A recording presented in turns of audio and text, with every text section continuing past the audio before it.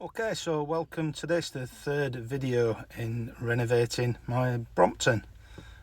This one is going to be dealing with painting the frame.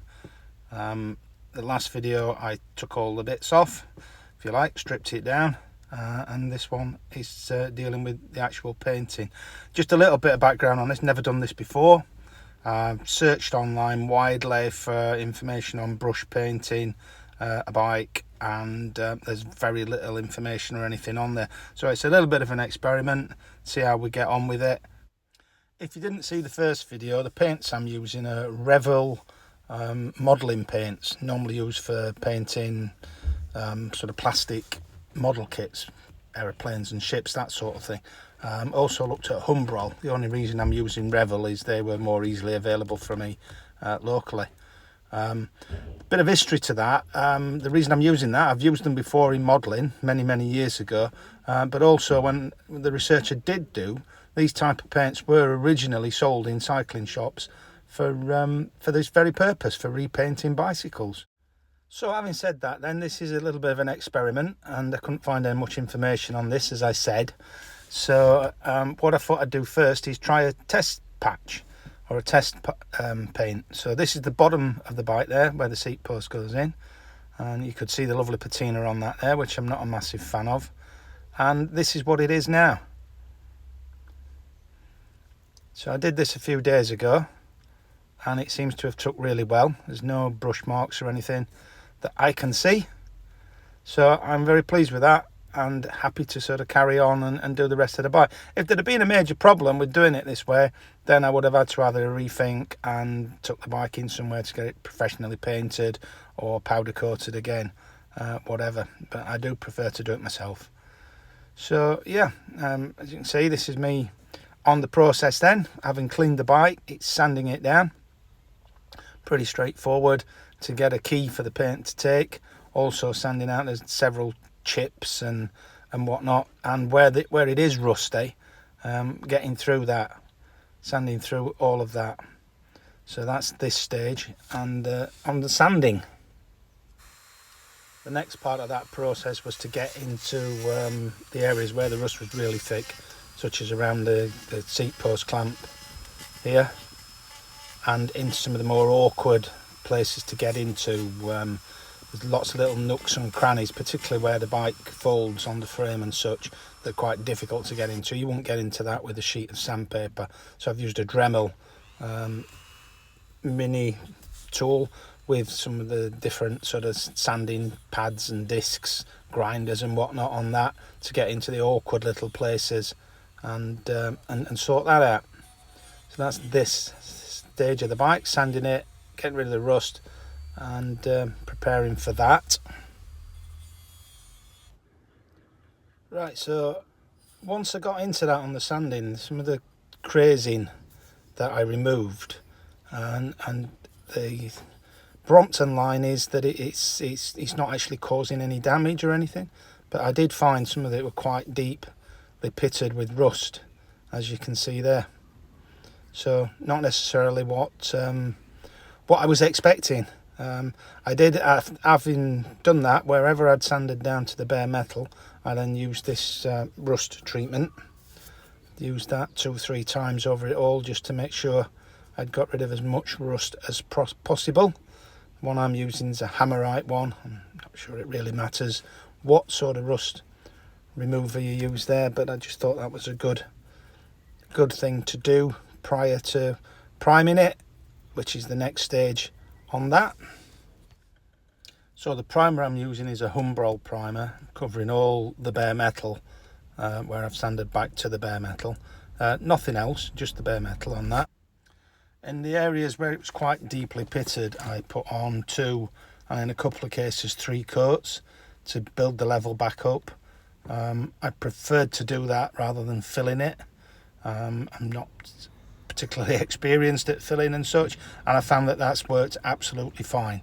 Sort of 2-3 layers of primer has brought the level back up to where it should be. So I found that's been fine.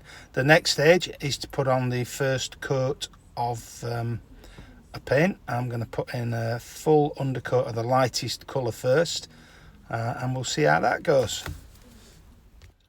Right, so as this is a raw lacquer Brompton, it means the brazing is visible, as you can see, the gold brazing there, and obviously I wanted to keep that. So this part of the painting, if you like, is more difficult than it would be on a non-raw lacquer Brompton or any regular bike for that matter, if you're just covering over the paint.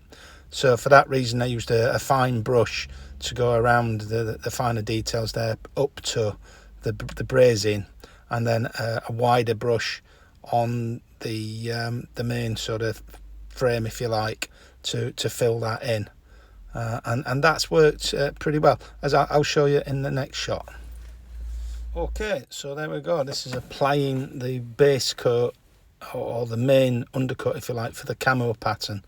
Obviously, if you're not doing a camo pattern, you're just doing a one colour pattern, then this is going to be your final colour. Something which I did consider, but decided to stay with the camo pattern. I'll show you the result of the first coat here. Right, so here we go then. This is after one coat of paint. I thinned the paint with around 20-25% of thinner. In hindsight, it's probably a little bit thinner than it needed to be. Probably stick nearer to the 20 than the 25%.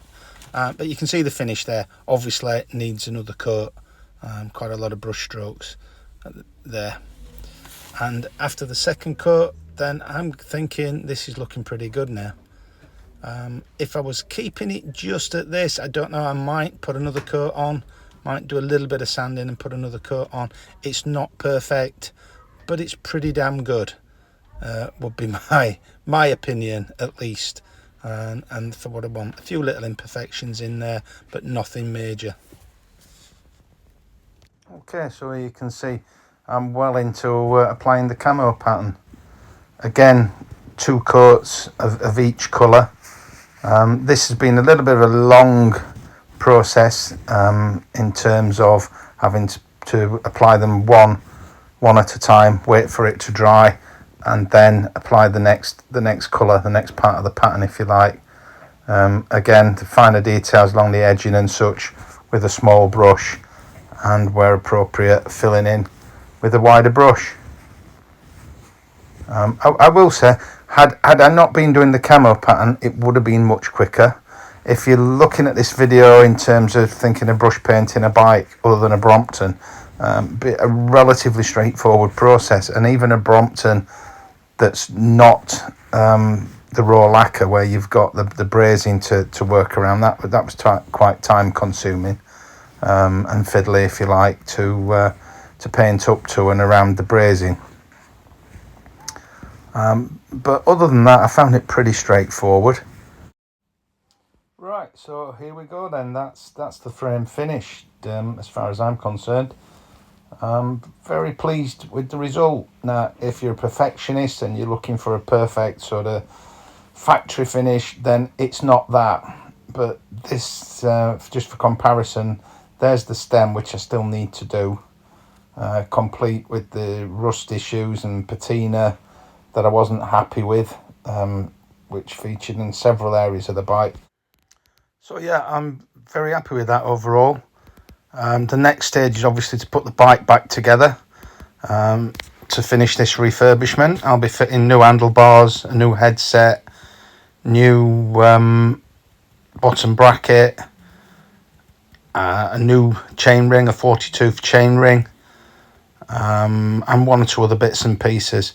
As I'm speaking, you can obviously see what the bike was like before. So yeah, I've definitely addressed the rust issues, and I've definitely increased the life of the bike, the frame, as far as I'm concerned on that.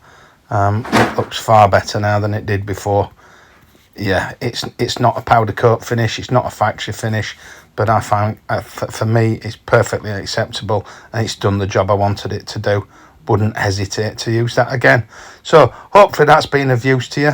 If so, don't forget, hit the like button, subscribe if you haven't already, and see you in the next video for the finished article. Thanks for watching.